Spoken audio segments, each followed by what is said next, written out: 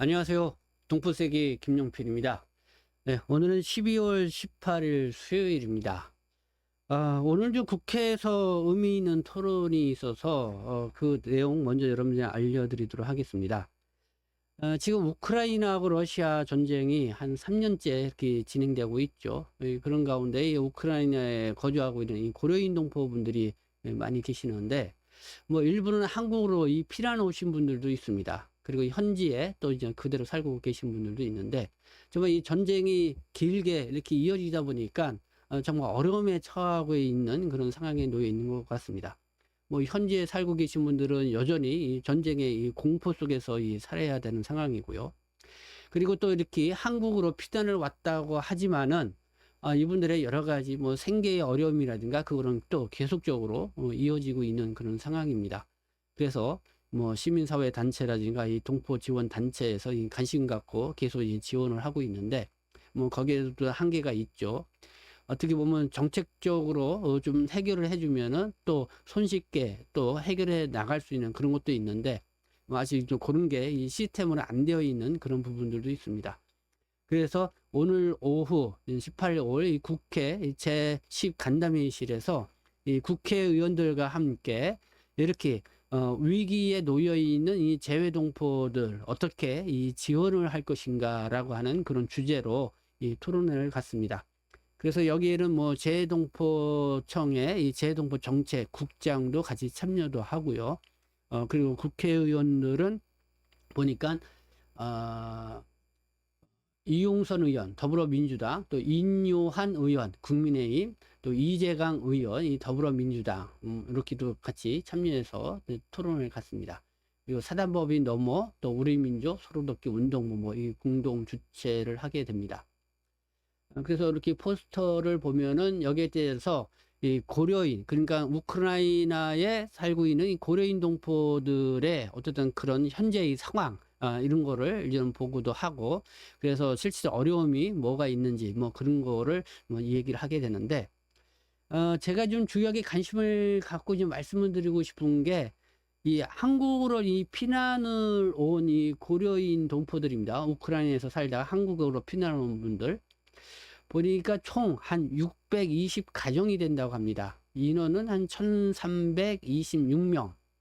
근데 이들이 겪고 있는 상황을 이렇게 좀 분석을 해보니까 F-1 체류 자격으로 있고 또 장애를 입고 또 어린 자녀를 양육하고 있는 이런 경우는 이 생계의 어려움을 겪고 있다. 이 F1 체류 자격 같은 경우는 취업 활동을 할 수가 없죠. 그러다 보니까 일을 못하니까 이런 생계 어려움을 겪을 수밖에 없는 이런 상황이다. 그게 한 36% 정도가 됐고요.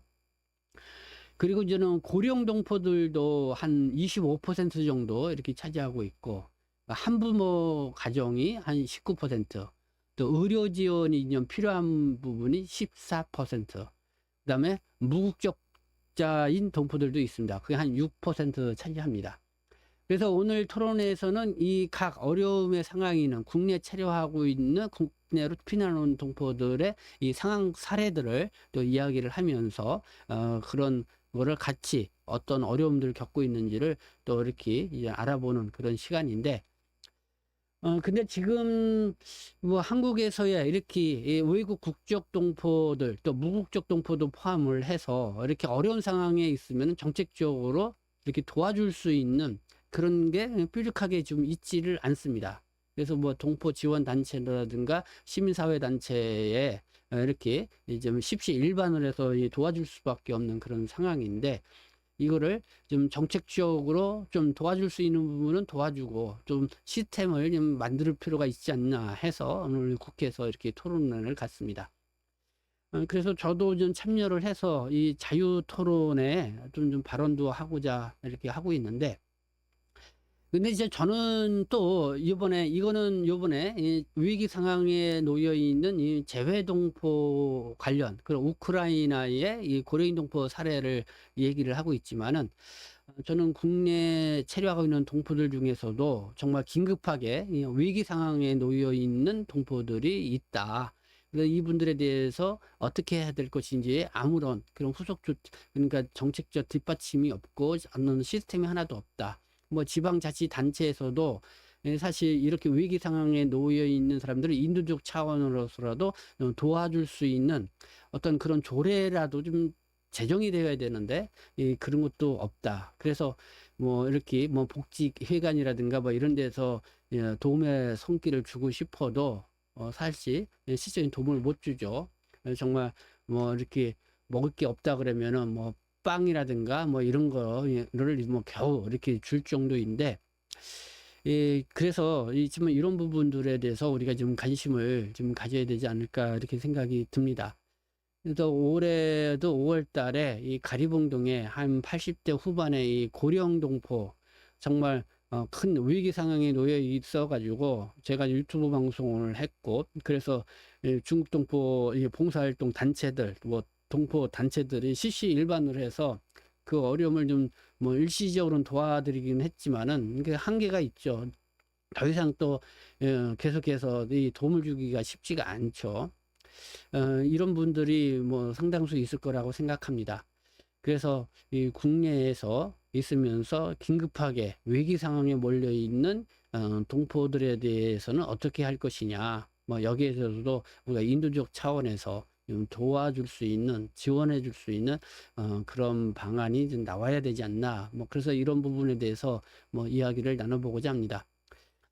어제요, 우리가 이런 그 동포 관련 활동하는 분들 좀 몇 분 좀 같이 또 중국 동포 관련해서 뭐 이야기를 나누는 그런 시간이 됐는데, 이 안산 원곡동에 보면은 이 중국 동포가 최초로 이 고령 동포들을 위한, 이 노인들을 위한 이 무료 급식소를 운영하는 분이 있습니다. 지금 다섬 화인연합회의 이제 김채화 회장, 요즘은 뭐 동포 뭐 지원 협회인가요? 이렇게도 발족을 했다고 그러는데, 한 2년간 그렇게 좀 쭉 활동을 해왔죠. 김채화 회장.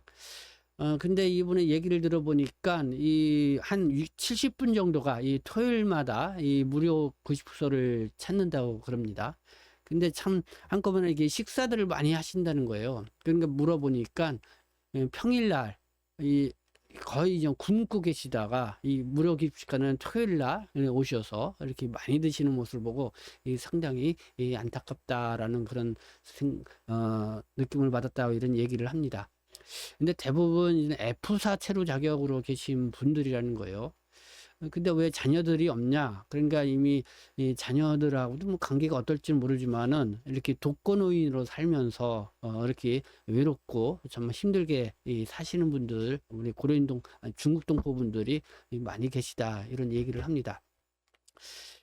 그래서 이 60세가 돼서 한국에 오신 분들 같은 경우는 중국에서 연금이 나오기 때문에 그나마 괜찮지만은, 그 전에, 그러니까 90년대 중후반, 뭐 2000년도 초중반에 그럴 때 4, 50대 때 그때 한국에 나오신 분들은, 뭐 특히 농촌에서 오신 분들 같은 경우는 중국에서 뭐 연금도 없죠. 또 한국에 와서는 정말 불법 체류하면서 그렇게 일을 하시고, 뭐 가정 뒷바라지 하시고, 그렇게 해서 자기 돌보지 못하고 또 노후 대비 못하고, 그래서 이 고령의 나이에 들어신 분들, 결국은 한국에서 이제는 살 수밖에 없다. 뭐 중국에 가봐야 있을 것도 없고, 뭐 그런 게 이제 한국에 계신 분이고, 어떻게 보면은 한국으로 이주해온 제 1세대라고 볼 수가 있는데, 어떻게 보면 가장 우리는 한국이 모국이다 생각하는 그런 정체성이 가장 강한 세대들이죠.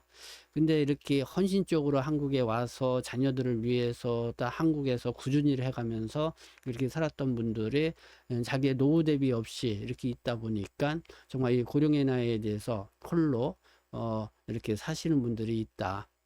물론 전 자녀들도 좀 잘 되면 괜찮겠는데, 분명히 또 자녀들도 안 되고 낙오된 그런 사람들도 있다는 거죠.